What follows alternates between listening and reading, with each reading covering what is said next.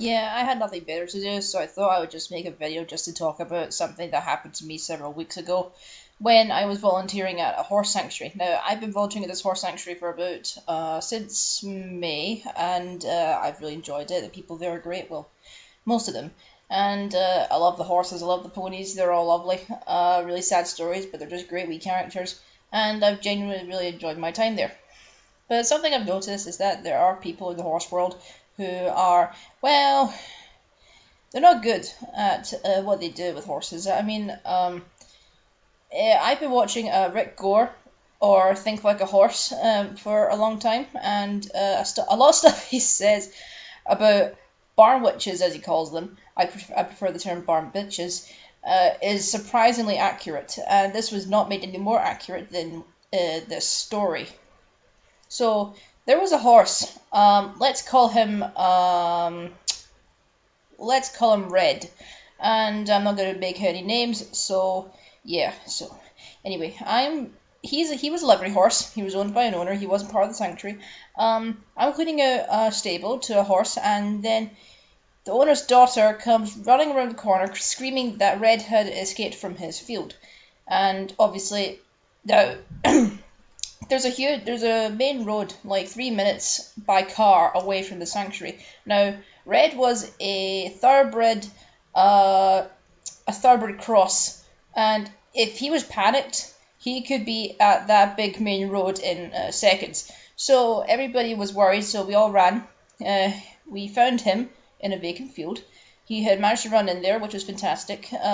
We There was one opening, a gate that wouldn't shut, so while everybody else, there's like five of us, there was the owner's mother, the wee girl who had told us that the horse ran away, and about four or five staff, including me. So he's in this field.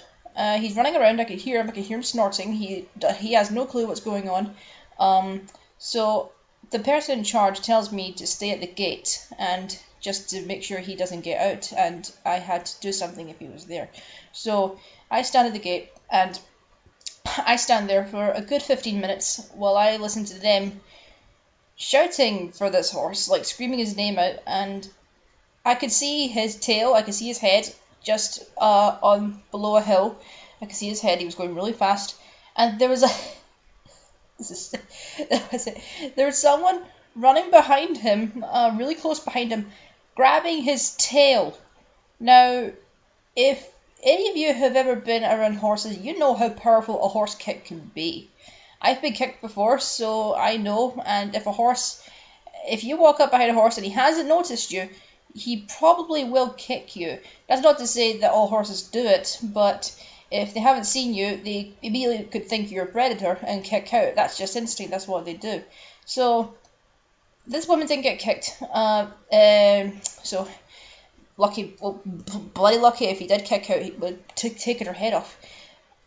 Everybody was wearing helmets, except me. I wasn't wearing a helmet. But I don't know. If you listen to Rick Gore's videos, he goes on about helmets, and I agree. I do wear one purely for safety while I'm riding, because it's just been told all my life I'm to wear one. So anyway, I'm standing at the gate, and the gate won't close. I pull it as much as I can, it won't close. There's mud in the way, and I hear the horse galloping towards me. He's out of sight, but I can hear him, and I can hear where he's coming from. So there is a 1.5 meter gap between the gate and the hedge, and he is big enough to get through that gap if he wanted to. So because I had nothing, I thought I need to put myself in that place and just pray he'll stop. So I put myself in the gap, spraying my arms out, and as he came galloping towards me, I started not shouting at him, but saying, words to him in a calm voice, a deep voice, just to tell him I was there. Red stops, and he's panicked. His eyes are white. He's got his ears up. He's snorting. His head's up. He's prancing. I think he was just a bit confused as to where he was, or where everybody was, or where he was, and he's running back and forth in front of me. So he's running back and forth. He's not interested in me at all. He has one eye on me. I can see him looking at me. I just talked to him very quietly, sometimes not talking at all, and just waited for him to stop pacing. This went on for about 5 minutes. So he finally stops pacing. I come out of the gap. I walk up to him. He has his head down, letting me touch him. He was okay with me touching him. I grabbed his rug. And I touched him and I spoke to him, and he seemed calm, still a little panicky. He still jumped, but he let me touch him, and he was fine with me being there.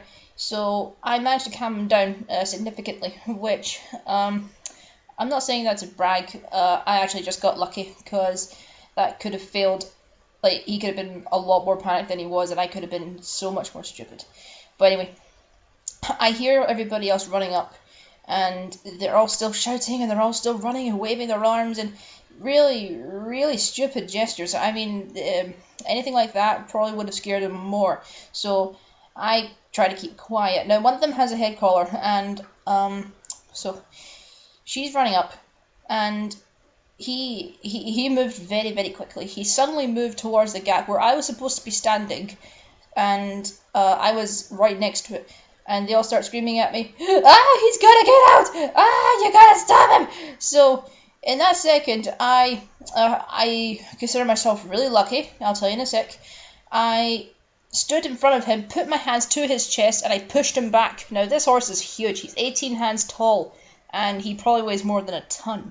So I'm surprised that he stopped.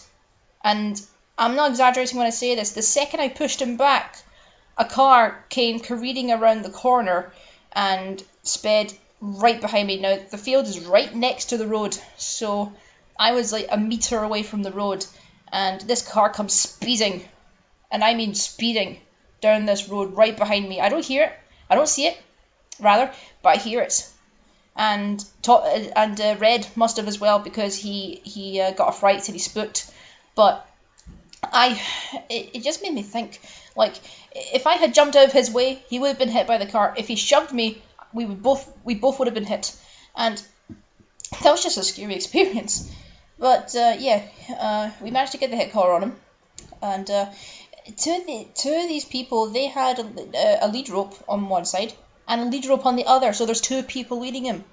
And I thought that was absolute rubbish. I mean, the horse, he had calmed down by this point, and everybody's still up in arms. And well, I just thought, well, if one person is with him and he's focusing on one person, that's why I think if you're dealing with a horse, let them deal with it. Don't. Rick would say this as well. Don't try to intervene.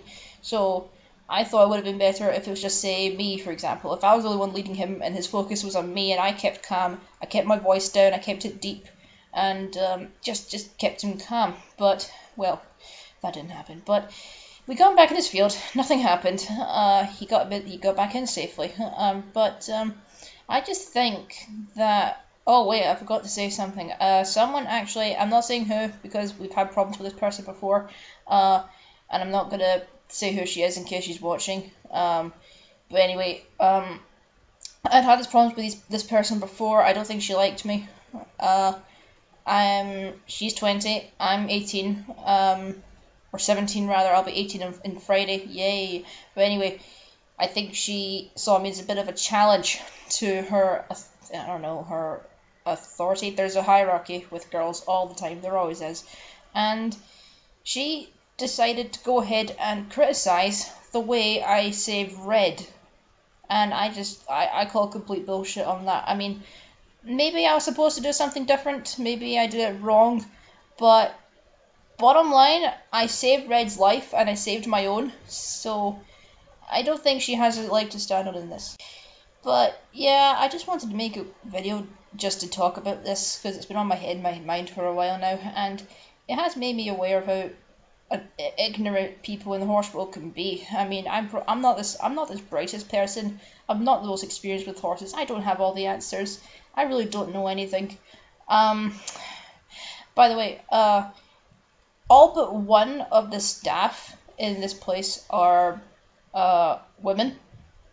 Just want to point that out. We're all women, and about 90% of the people who worked there were there on that day, and it was absolute chaos. And I mean chaos. I mean I had a different situation. I'll tell this one really, really quick because I don't want to waste your guys' time. But I had a situation several years ago when all 5 of the horses in the field. This is at a different place when I used to own a horse. I open the field, horse practically runs me over. They all get out. I didn't panic. We were nowhere near a main road, so there was that. And I just took one of them, and they all followed me back to the stable. So I don't think I said a word in that entire situation. There was no screaming, there was no flailing, it was just me. I would have called for help if I needed it, but that situation was handled much easier. It was much quicker. I got them all in their stables in about 15 minutes. Well, this nearly took me an hour, and well, I just like to think that possibly I don't have more sense than people. I mean, I'm probably dumber than a lot of people. But yeah, people can be rather stupid in the horse world. I mean, I like I said, I don't know everything about horses. I don't think I ever will. But yeah, I don't want to associate myself with people like that, and this is why I like Rick Gore's videos, because his opinions are similar to mine, or maybe I've started to base my opinions off of him. But anyway, that's not really important. What is important is well, that is important. Rick Gore, he is a great horseman, has great information. He is blunt when explaining problems to people and their horses, but I would ask him for advice if I had to get any. But, well, anyway, that was just to talk about the kind of people I've had to deal with in the horse world. I'll probably make another video. I've actually got quite a few of these stories. I think I'll just make a wee series of videos when I just talk about this sort of stuff. They're quick, they're easy, and they're very relaxing to do, actually. This is unscripted. This is coming off the top of my head, so yeah. Anyway, hope you guys enjoyed this. Have a good day. Thanks, guys. Cheers.